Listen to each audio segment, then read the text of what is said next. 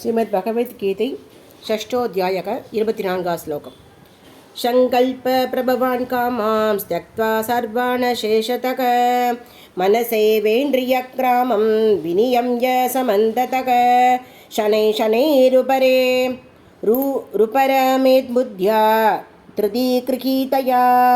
आत्मसंस्थं मनः कृत्वा न किञ्चिदपि चिन्तयेत् यदा यदो निश्चरते मनश्चञ्चलमस्थिरं ततस्ततो नियम्यैतत् आत्मन्येव वचं नयेत् प्रशान्तमनसं येनं योगिनं सुखमुत्तमम् उपैदे शान्तरजसं ब्रह्मभूतं कल्मषं युज्यन्नेवं सदात्मानं योगी विगतकल्मषः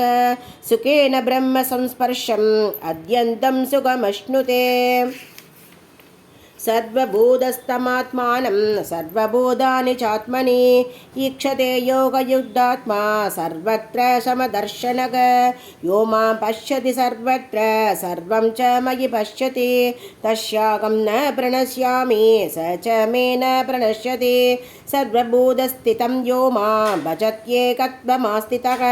सर्वदा वर्धमानोऽपि स योगी मयि वर्तते आत्मौभौम्येन सर्वत्र समं पश्यति अर्जुन सुखं वा यदि वा दुःखं स योगी परमो मतः अर्जुन उवाच सोऽयं योगस्त्वया प्रोक्तः साम्येन मधुसूदन एतस्याहं न पश्यामि सञ्चलद्वा स्थितं स्थिरां सञ्चलं मनः कृष्ण भ्रमादिबलवदृढं तस्याहं निग्रहं मन्ये वायोरिव सुदुष्करं श्रीभगवान् वाच अशंसयं महाबाहो मनो दुर्निग्रहं चलम् अभ्यासेन च तु कौन्तेय वैराग्येन स कृत्यते असंयदात्मना योगो दुष्प्राप इति मे मतिः वश्यात्मना तु यदता शक्यो भाब्धुमुपायतः अर्जुन उवाच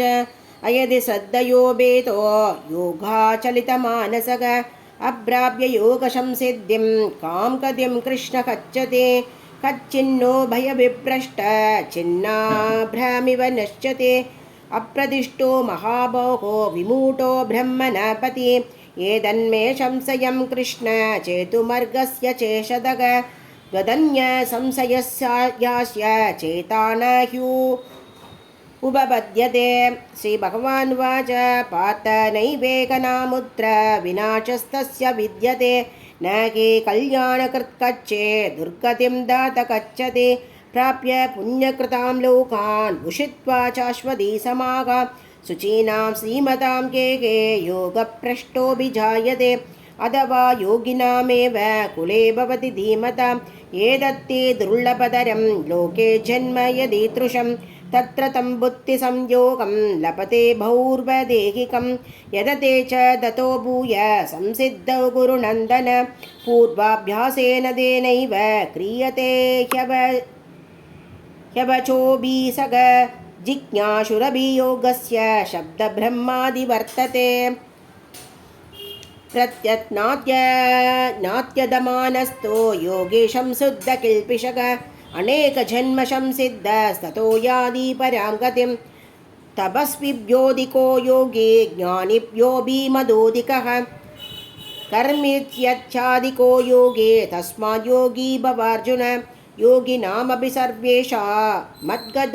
मद्गतेनान्धरात्मना श्रद्धावान् भजते यो मां स मे युक्ततमो मतः ॐ तत्सदिति श्रीमद्भगवद्गीतासु ब्रह्मविद्यायां योगशास्त्रे श्रीकृष्णार्जुनसंवादे आत्मसंयमयोगो नाम षष्ठोऽध्यायः।